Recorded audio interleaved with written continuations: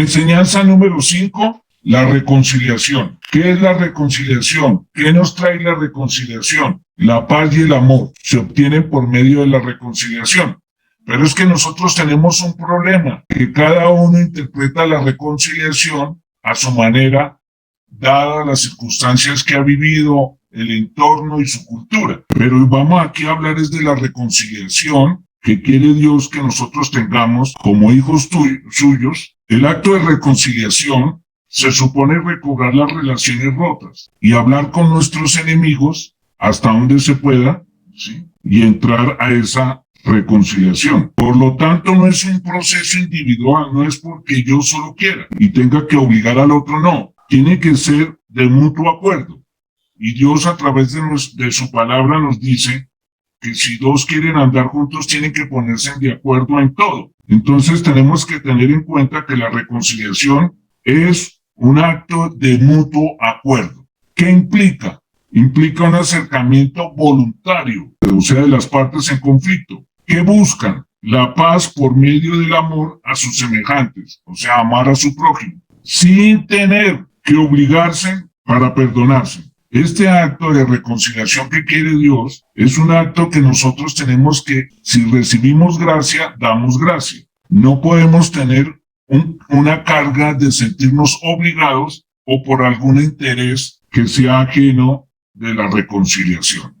Dejando esto en claro, podemos resumir que la reconciliación es uno de los actos que más cuesta enfrentar en la vida de cada persona, pues es un cambio de relaciones personales, de comportamiento entre Dios y el hombre o entre los seres humanos. Aquí vamos a ver estas dos formas, entre Dios y el hombre y entre seres humanos. Por este cambio se reemplaza un estado de enemistad y de alejamiento por uno de paz entre hermanos primeramente. Ya teniendo esta introducción y dejando en claro el concepto de reconciliación que quiere Dios o cómo lo define Dios, venimos a ver primero la reconciliación entre Dios y el hombre. ¿Por qué quiere Dios reconciliarnos? Vamos a ver por qué. Primero, porque nosotros éramos enemigos de Dios. ¿Quiénes son los enemigos de Dios? ¿Quién? Todos aquellos que no reciban a mi Señor Jesucristo como su Señor y su Salvador. Todos aquellos que no hayan entregado la vida a nuestro Señor Jesucristo son enemigos de Dios. Y eso lo dice la palabra de Dios, no lo dice el hombre. No es interpretación humana. Es la voluntad de Dios que nos reconciliemos, porque si no, somos enemigos de Dios. Bárbaro eso, ser enemigo de Dios es algo aterrador. En este caso, ¿por qué somos enemigos de Dios? Debido al pecado. Sí, porque nosotros nacimos con ese pecado, el ADN del pecado que todos sabemos que se generó en el Edén. Pero vamos a verlo en Isaías 59, ¿qué nos dice el Señor respecto a esto? De la reconciliación, ¿por qué? Entonces, por favor, Isaías 59, versículo 1, y dice lo siguiente: el poder del Señor no ha disminuido como para no poder salvar. Él nos quiere salvar. Ni Él se ha vuelto tan sordo como para no poder oír nuestras oraciones y súplicas. 2. Pero las maldades cometidas por ustedes han levantado una barrera entre ustedes y Dios. Sus pecados han hecho que Él se cubra la cara y que no los quiera oír. Aquí nos damos cuenta que si nosotros vivimos o consentimos el pecado, por más de que oremos, no nos oye el Señor, porque está impedida esa comunicación por el pecado. Y por medio de nuestro Señor Jesucristo nos reconciliamos. 4. Y dice así: nadie hace denuncias justas ni va a juicio con honradez. Eso lo estamos viviendo hoy en día. Esta sociedad está viviendo eso. Caso particular, yo estoy orando por este país, no para que traiga la paz, porque eso es imposible. Para tener la paz tendría que toda la nación reconciliarse con Dios. Imagínense en eso. Eso es imposible por el corazón del hombre. Dios lo puede hacer si el hombre, todo el pueblo, la nación de Colombia se arrepiente y cae de rodillas ante el Señor, lograríamos la paz porque se reconciliarían con Dios. Pero sabemos que eso no va a suceder. Entonces, confían más bien en la mentira y en las palabras falsas, están preñados de maldad y dan a luz el crimen. Mire eso, qué coincidencia, ¿no? Lo estamos viviendo nosotros en este país. Y dice, sus pensamientos se dirigen al crimen y a su paso solo dejan destrucción y ruina. ¿Conciencia? 8. No conocen el camino de la paz, no hay rectitud en sus acciones, los caminos que siguen son torcidos, los que andan por ellos no encontrarán la paz. ¿Se dan cuenta por qué no puede haber paz en esta nación ni en ninguna nación del mundo? Por más que se clame, se ayune y nos demos látigo y quién sabe qué cosas más, de nada va a servir, porque Dios cumple su palabra. 9. Por eso la salvación se ha alejado de nosotros. Mire eso.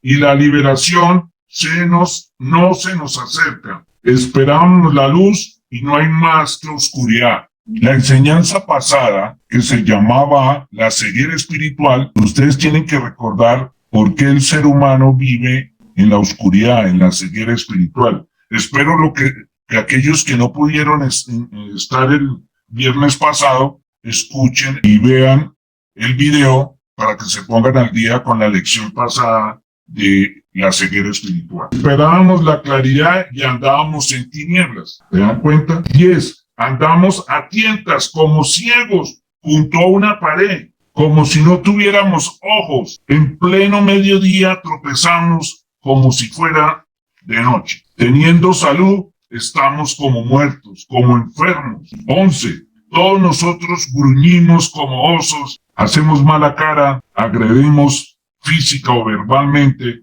pero al mismo tiempo queremos dar gemidos como palomas, esperando la salvación, pero no llega. Esperamos la liberación, pero está lejos. Nosotros te hemos ofendido mucho y nuestros propios pecados nos acusan. Tenemos presente nuestras culpas y conocemos nuestras maldades. Hemos sido rebeldes e infieles al Señor. No quisimos seguir a nuestro Dios. Hemos hablado de violencia y de traición. Hemos hecho planes para engañar a los demás. La justicia ha sido despreciada. La rectitud se mantiene a distancia. La sinceridad tropieza en la plaza pública y la honradez no puede presentarse. La sinceridad ha desaparecido y el que se aparta del mal le roban lo que tienen. El Señor se ha disgustado al ver que no hay justicia. Teniendo en claro el concepto que nos da Isaías 59 hasta el versículo 15, el que no recibe al Señor Jesucristo, el que no ha nacido de nuevo, es enemigo de Dios, y así lo dice la Biblia. No lo dice el hombre, ni son interpretaciones humanas. Somos o éramos enemigos de Dios. Pero el Señor, en su infinita misericordia y amor, nos llama a lo que hemos estado hablando, la reconciliación. Esa reconciliación nos lleva o nos invita a un cambio de relación entre Dios y el hombre, en un cambio de actitud y de arrepentimiento, de humillación. Ese cambio de posición que el hombre tiene que a través de la obra redentora de Cristo Jesús, entregar su vida a Cristo. ¿Por qué el Señor nos va a reconciliar o nos ha reconciliado? No por nuestras obras, no solamente por el arrepentimiento, sino por la obra redentora de Cristo. ¿Y qué es la obra redentora de Cristo? Lo vamos a ver. Es un concepto fundamental importante que vemos en el Evangelio. Él nos llama a la reconciliación. Sin reconciliación no podemos ser salvos, ni mucho menos mostrar su amor. Debemos tener muy en claro, Dios no es culpable por la enemistad con el hombre. En vez de esto, debemos tomar una actitud como criatura, como hombre, de reconciliarme con Dios porque yo fui el que le fallé. Adán fue el que le falló y traicionó a mi Señor. Pecó, declarándose enemigo de Dios. ¿Por qué es enemigo de Dios? Porque se alió al enemigo de Dios. Y ustedes y yo sabemos quién es el enemigo de Dios. Satanás. Y en la enseñanza de este magnífico libro de Romanos, que yo lo llamo la Constitución de los Reinos de los Cielos, y que toda persona que quiera crecer espiritualmente debe estudiarlo, y ojalá en otro próximo taller tengamos la oportunidad de repasar Romanos y estudiarlo letra por letra, versículo por versículo. En Romanos nos muestra la condición que nosotros tenemos de pecadores y cómo ofendemos a Dios. En Romanos 5:10, por ejemplo, nos dice, porque si cuando éramos enemigos fuimos reconciliados con Dios por la muerte de su Hijo, mucho más, habiendo sido reconciliados, seremos ¿qué? Salvos por su vida. Eso quiere decir que la persona que no se reconcilie con Dios, por lo tanto, no es salva. Así de sencillo. Romanos 5:10 nos deja en claro lo que es la reconciliación y no hay duda. Y todo aquel que crean en mi Señor Jesucristo y quiera entregarse a Él, tiene que tener muy en claro que lo primero que tiene que hacer en su corazón es desear la reconciliación con el Padre, con el Hijo y el Espíritu Santo. Esa reconciliación, como les decía, es a través de la muerte de su Hijo, por la sangre de Cristo, no por otra cosa. Y Efesios 1:7 nos lo deja bien clarito, hermanos. Y dice así, Efesios 1:7, por favor. En Cristo, gracias a la sangre que derramó, tenemos la liberación y el perdón de los pecados. ¿Gracias a qué? A su sangre. Él estaba obligado a una muerte y esa muerte tenía que desangrarse, derramar su sangre, gota por gota, por todo el universo y por todas las humanidades, desde el principio hasta cuando termine este mundo. Pues Dios ha hecho desbordar sobre nosotros la riqueza de ¿qué? De su generosidad. Mire el amor tan grande de Dios que nosotros todavía no dimensionamos su riqueza y por lo tanto algunos dejamos de agradecerle o ser agradecidos por lo que ha hecho por nosotros. ¿Qué nos da esa riqueza? Toda una sabiduría y entendimiento de lo que Dios ha hecho a través de su amado Hijo. ¿Qué religión nos promete eso? ¿Qué religión nos muestra eso? De las 3.300 y pico religiones organizadas en este mundo fuera de las sectas, ¿cuál puede prometer esto? Por favor, tenemos que despertarnos. Como decía en el anterior taller, quítense en esa venda, pídanle al Señor que les quite esa ceguera y podamos nosotros ver la gloria de Dios, del verdadero Dios, de Jehová de los ejércitos, Yahweh, el Adonai, el yo soy el que soy. Algunos que han leído algunos textos bíblicos o que se congregan piensan que son salvos porque solamente creen en Cristo. Y a veces uno les pregunta, bueno, ¿por qué cree usted en Cristo? Ah, no, porque es el Hijo de Dios y es el Salvador. Otros dicen por sus enseñanzas. Y otros dicen porque Él me ha amado. Nadie me ha amado como Él. No se engañen. Así como dicen por ahí en algún programa, no se engañen. Nosotros somos redimidos y vamos a reconciliarnos por la obra del sacrificio del derramamiento de su sangre. Si nosotros reconocemos ese sacrificio, estamos haciendo justicia. Y todo aquel que no reconozca ese sacrificio no está haciendo justicia. La justicia de Dios, no la justicia del hombre que es punina. Ojo por ojo y diente por diente. Y el que me las hace me las paga. Esa no es la justicia de Dios. Es por amor a su creación, hermanos. El Evangelio proclama cómo Dios ha tomado la iniciativa para reconciliar al hombre que regrese a Él.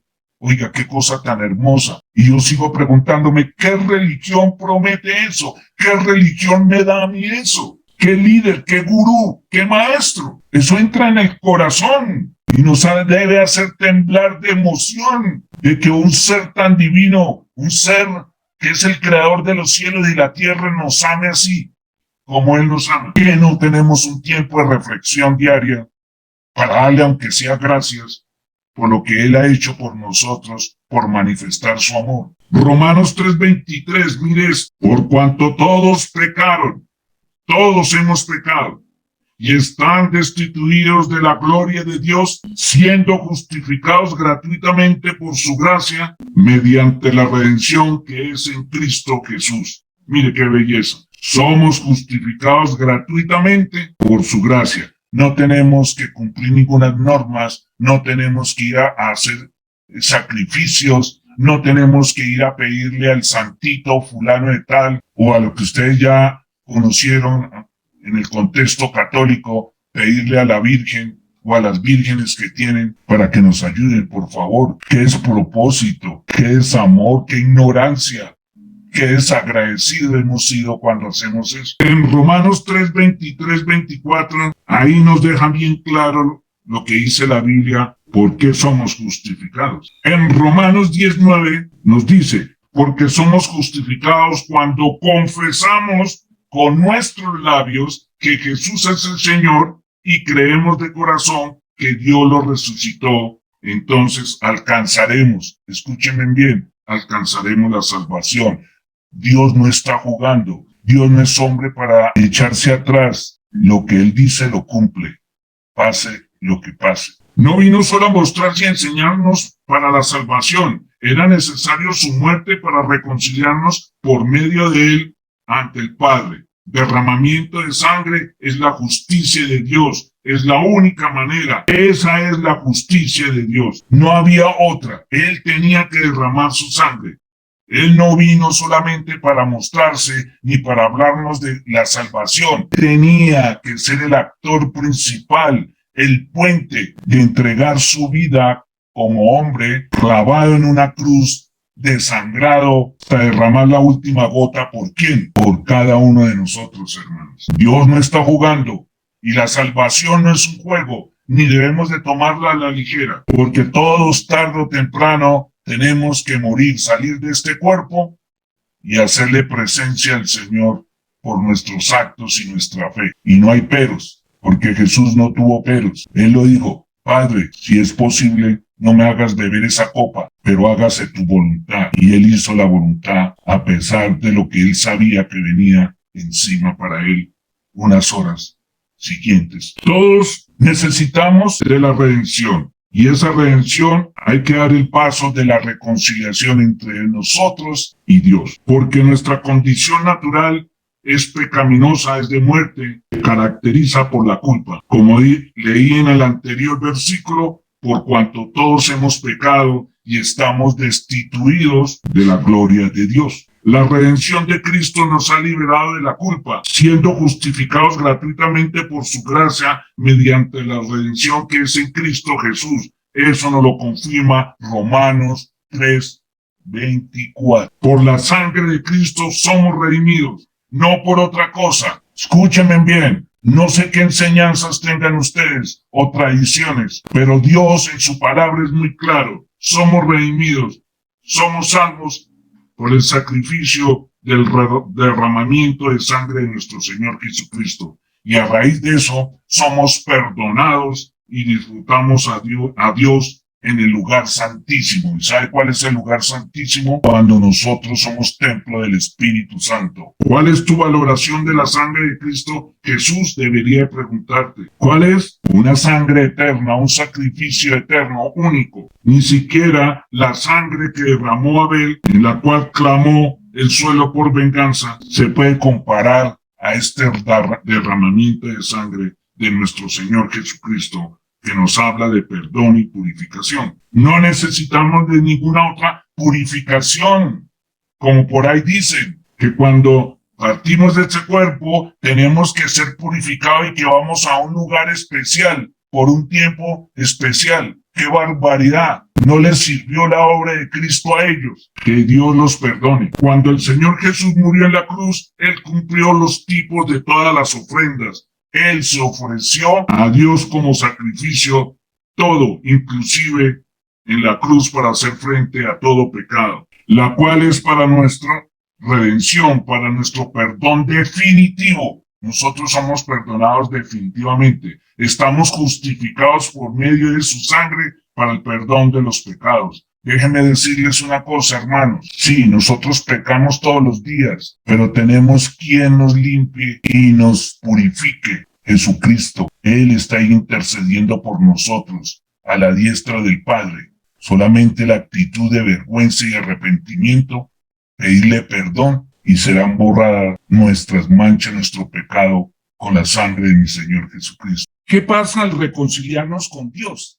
Es la pregunta que debemos hacernos. Bueno, ¿qué pasa al yo reconciliarme con Él? Si la palabra redimir significa comprar y somos redimidos al reconciliarnos con Él, pero Él nos compró. ¿Qué compró? Nuestra alma, nuestra vida, nuestra eternidad. Por eso es que Dios tenía que hacerse hombre y como hombre morir, porque Dios no puede morir, pero Él tenía que morir como hombre y resucitar como hombre para darnos a nosotros no solamente la salvación, sino la esperanza que habla Pablo, no solamente salvos, sino resucitados con unos nuevos cuerpos. Cuando se presente el arrebatamiento, nosotros vamos a ser resucitados y los que no han muerto, sus cuerpos van a ser transformados, como dice en Primera de Tesalonicenses. Este término de redimir es usado específicamente con referencia al pago de la libertad de un esclavo. Esa palabra se utilizaba en el Imperio Romano. Voy a redimir a este esclavo. El Señor nos redimió. ¿De qué nos redimió? Si éramos enemigos de Dios, nos redimió porque éramos esclavos del pecado. Aunque tenemos pecado todavía por tener este cuerpo, esta vieja naturaleza, el Señor nos redimió. O sea, no somos esclavos, no estamos obligados a pecar. Otra cosa es que lo hagamos o por instinto o por gusto. Si lo hacemos por instinto, debemos acostumbrarnos a depender del Espíritu Santo para que nos frene. Y si lo hacemos por consentimiento, tenemos que mirar si realmente somos nacidos de nuevo. La aplicación de este término a la muerte de Cristo en la cruz significa exactamente esto. Él pagó por nosotros la libertad. Eso es como si nosotros estuviéramos en la cárcel, o más bien, los que están en este momento en la cárcel, alguien va y dice, yo pago por sáquenlo. No, pero es que este es un asesino, no importa, yo pago por él. Eso fue lo que hizo Jesús, que Pilatos no se dio cuenta cuando el pueblo exigió a Barrabás siendo un asesino preso y para el sacrificio a Jesús por Barrabás, o sea, lo redimió. Entonces nuestra condición previa era de esclavitud y la palabra de Dios dice que nosotros éramos esclavos del pecado, o sea, que teníamos que obedecer el pecado. Hoy en día no. El que tenga a Dios en su corazón, el que tenga a mi Señor Jesucristo, el que tenga la guía del Espíritu Santo, no puede decir que fue obligado. Dios ha pagado nuestra libertad y ya no estamos bajo la esclavitud del pecado de la ley del Antiguo Testamento. Por tanto, nosotros no tenemos nada que ver con el Antiguo Testamento, con la ley, porque ya nosotros no vivimos por la ley, sino por la gracia divina, que es mucho más delicada. Que la ley nos muestra lo pecadores que somos, pero la gracia nos muestra el amor de Cristo, el amor de Dios, y por qué nosotros lo vamos a ignorar, hermanos. Este uso metafórico de la redención es la enseñanza que está, por favor, apunten y en su devocional, léanlo, medítenlo y pídanle al Señor que lo puedan vivir. Gálatas 3:13 y Gálatas 4:5. Jesús pagó el precio de nuestra liberación del pecado y sus consecuencias. Ahí está también en Mateo 20:28 y 1 Timoteo 2:6 para que nos dé que bien clarito lo que hizo Jesús por cada uno de nosotros. Su muerte fue ofrecida a cambio de nuestra vida. Nos sacó de la oscuridad de la condenación. De hecho, la Escritura dice claramente que la redención solo es posible a través de la sangre del Cordero que quita el pecado del mundo. Es por su muerte. Colosenses 1:14. El apóstol Pablo manifiesta que al observar y palpar el amor de Dios, que eso es lo que tenemos todos que hacerlo, y yo le hago esa pregunta, ¿hemos palpado el amor de Dios? ¿Hemos sentido el amor de Dios? ¿Hemos valorado el amor de Dios? Esto nos constriñe, nos trae tristeza cuando no lo valoramos. No hay otra opción, hermanos, sino valorar la sangre de mi Señor Jesucristo, su padecimiento, su muerte. Él murió por todos nosotros, no solamente, no fue por fulano, sutano, no, por todo el mundo, hasta por el criminal más grande, Él murió. Por eso el amor de Cristo, nosotros no debemos vivir para agradarnos a nosotros mismos. Si realmente valoramos el amor de Cristo, debemos de vivir para agradarlo a Él, no agradarnos a nosotros mismos. Pregunto, ¿qué amor hay más grande en tu corazón? ¿El amor a Dios, a mi Señor Jesucristo, o el amor a mí mismo? Era necesario su muerte y su muerte de cruz. Era una obligación, porque Él era el Cordero inmolado. que estaban marcados desde el Génesis. Acuérdense cuando el Señor le dio una vestimenta a Adán y Eva. ¿Cómo lo hizo? Matando al primer animal, y fue un cordero. Era necesario para nuestra salvación. Mateo 16:21, Marcos 8:31, Lucas 9:22, Juan 3:14 y 19. Esto significa, hermanos, que Dios nos ha dado la reconciliación. El sufrimiento y la muerte de Cristo eran necesarios, era un propósito divino. Lamentablemente lo tomaron como una tradición mundana cuando se vive la Semana Santa y libertinos. Déjenme decirles, hermanos, que las calles del cielo están llenas de exconvictos, o sea, de gente arrepentida que se humilló ante Dios y se reconcilió con Dios por medio de nuestro Señor Jesucristo. Vamos a ver es cautivos quienes se rindieron y se humillaron ante Dios por su condición de pecador, que no tuvieron ningún mérito propio. Eso tú y yo lo vamos a ver allá, cuando estemos en las calles del cielo de la Nueva Jerusalén. Allá todos vamos a ser redimidos, hemos sido perdonados y libres, libres de no pecar. Ya no vamos a tener allá ningún pensamiento pecaminoso. Esto quiere decir que nos hizo libres. Los esclavos del pecado somos convertidos en santos, hermanos. Qué lindo. No nos sorprendamos cuando se cante un nuevo cántico, un cántico de alabanza al Redentor que fue inmolado. Eso está en Apocalipsis 5:9. Qué lindo que vamos a cantar, vamos a alabarlo allá. Nosotros éramos esclavos del pecado, condenados a una separación eterna de Dios. Jesús pagó el precio para redimirnos, resultando en nuestra liberación de la esclavitud del pecado.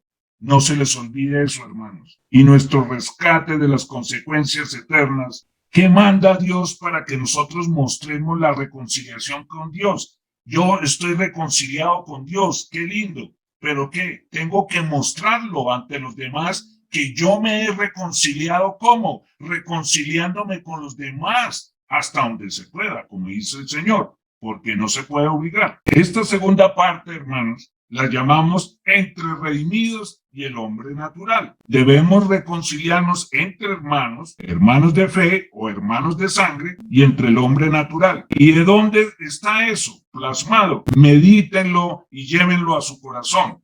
Es 2 Corintios 5:11-21. Pablo expone sobre el papel de Cristo que desempeñó en el llamado ministerio de la reconciliación. Tú y yo, si somos reconciliados con Dios, tenemos un ministerio más, que es el ministerio de la reconciliación. Yo pregunto, ¿la hemos ejercido? ¿Hemos ejercido ese ministerio?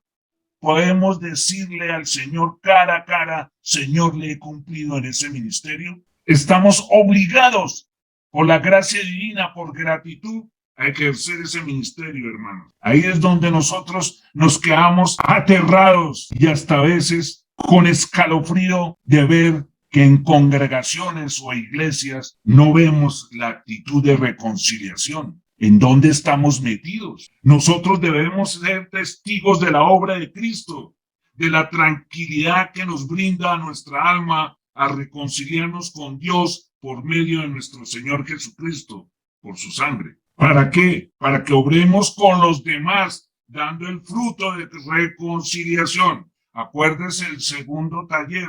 ¿Cómo dar fruto? Este es un fruto importantísimo.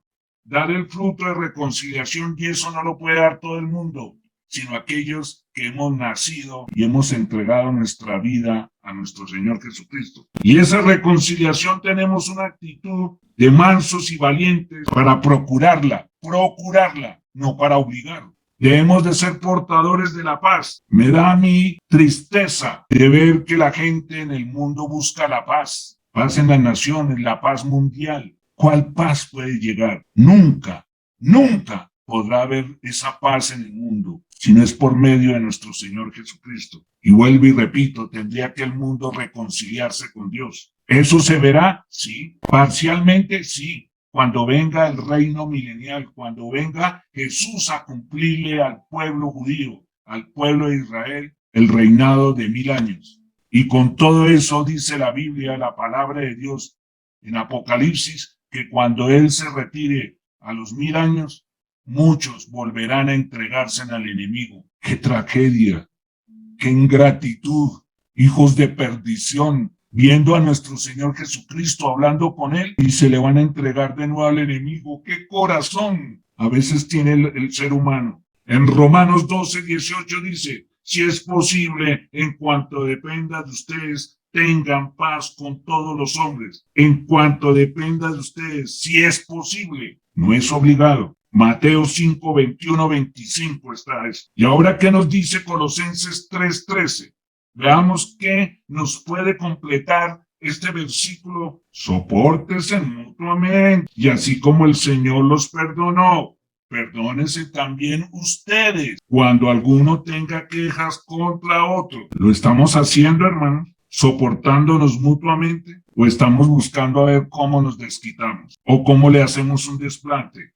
¿Nos estamos perdonando? Recuerden que todos somos pecadores mientras tengamos este cuerpo, hermano. No podemos dejar esa condición de la vieja naturaleza. Todavía no. Llegará el momento en que Dios se glorificará y nos dará un nuevo cuerpo, hermanos. Para cerrar, ¿qué obtenemos al reconciliarnos con Dios? Lo siguiente, nos limpia su sangre. ¿Qué quiere decir eso? Que cuando estamos reconciliados, Dios nos limpia por medio de la sangre de Cristo. ¿Nos limpia de qué? No de la mugre, no, sino del pecado. Nos deja las vestiduras más que blancas, puras, con la sangre de Cristo. Eso está en 1 de Juan 1:7. Somos salvos de la práctica del pecado, justificados por su sangre. Eso quiere decir que Jesús, estando ahí a la diestra del Padre, Él intercede por nosotros. Ay, Carlitos hizo esto. Padre, perdónalo, Padre, porque yo pagué por él. Qué maravilloso. Yo tengo allá quien me justifica. Usted lo tiene también, hermanos. No lo ignoremos, que somos justificados por su sangre. En Juan 14:19 también nos dice, y en Romanos 8:32, si nos quedan dudas, Él vive, Cristo vive ¿para qué? Para mantenernos salvos. Él vive allá con un cuerpo como el que vamos a tener. Dios hecho hombre para mantenernos salvos, porque Él sabe lo que estamos viviendo acá y lo que padecemos acá y las tentaciones que tenemos acá. En Cristo tenemos vida. Vuelvo y repito, porque Él pagó el precio muriendo por nosotros y resucitando por justicia del pago de nuestros pecados. Si no hubiera resucitado el Señor, en vano hubiera sido su sacrificio. Ver versículo 10 de Romanos 8. Ver versículo 9, si les queda dudas, para que todos, usted y yo, tengamos seguridad de la salvación. La pregunta es, ¿cómo sabes que has nacido? Acuérdese del taller que hablamos de eso. Hay un paralelo que dice en 2 Corintios 5:18. Estamos en nuevo estado para que Dios tenga primero otra actitud en nosotros y a la vez la reconciliación y no vernos como enemigos. Dios es Cristo para reconciliarnos. Eso no toma en cuenta nuestros pecados, nuestro pasado. 2 Corintios 5:21. Nos trata como amados y no como enemigos hoy en día. Tú y yo, ¿cómo tratamos a Dios? Como nuestro Padre, como nuestro hermano que es Jesús. ¿Cómo lo tratamos? Si Él ya no nos trata como enemigos. Somos hijos de Dios por adopción. 2 Corintios 5:17-18. Nos reconcilió por la vida de Cristo. Hebreos 7:25. Nos representa en el cielo, como les decía ahora. Él intercede por nosotros constantemente. Su resurrección nos preserva. Judicialmente vive para ser nuestro representante, redentor. Juan 14:19. Vivimos en Él. Por eso es que nosotros tenemos que decir, ya no vivo yo, sino Cristo vive en mí. 1 Juan 2:1. Abogado tenemos. ¿Para qué sirve un abogado? Para que nos defienda. Romanos 8:34. Él murió para ministerio de sacrificio por su vida. Es un ministerio sacerdotal. Nadie más puede tener ese ministerio. Es el ministerio del sacrificio y el ministerio sacerdotal, porque Él es el que es nuestro Salvador, el sumo sacerdote. No hay otro vicario, Aunque algunos se disfracen de vicario de Cristo, el único vicario de Cristo se llama Jesús de Nazaret, el Cristo, Yeshua Hamashiach. Si nosotros no nos reconciliamos, hermanos, Dios no está jugando y nos deja esta advertencia, que el que no se reconcilie con él quedará bajo la ira de Dios. Dios mío, eso es tremendo. Quedará bajo la ira de Dios. La ira de Dios es algo temible y aterrador. Solo aquellos que han estado cubiertos por la sangre de Cristo pueden estar seguros de que la ira de Dios no los tocará. ¿Dónde está o no, dónde nos puede hablar? Les voy a mostrar, por favor, en Sofonías. Primero lo miramos en el Antiguo Testamento, Sofonías. Y en Sofonías, el Señor utilizó a este profeta para anunciar el día del Señor y su justicia. Y mire lo que dice el Señor por acá. Capítulo 1, versículo 6. También destruiré a los que se apartan de mí, a los que no me buscan ni acuden a consultarme. Mire eso. También destruiré a los que se apartan de mí. Ahí está una parte de la ira de Dios. Y si no lo creen, pues sigan tranquilos y esperemos a ver si Dios no lo cumple. Guarden silencio en presencia del Señor, porque el día del Señor está cerca. El Señor ha dispuesto un sacrificio y ha consagrado a sus invitados. Dice, porque todos los comerciantes perversos y corruptos van a morir. Eso quiere decir que el comercio se va a degenerar, se va a hacer o está haciendo, porque lo estamos viendo, una injusticia tremenda porque son devoradores de la codicia a enriquecerse. Todos los que trafican con dinero van a ser destruidos. ¿Qué va a pasar con esos dueños de los bancos? Pregunto yo. ¿Qué va a pasar con los que venden droga, todos esos mafiosos? Ellos son comerciantes de cosas ilícitas. Eso dice el Señor. Ahora miremos Isaías 13:9. ¿Qué nos dice Isaías 13:9 del Antiguo Testamento? Y ya vamos a mirar en el Nuevo Testamento a ver si el Señor nos habla de eso. Isaías, por favor, 13:9. Ya llega el día del Señor, esa es la ira.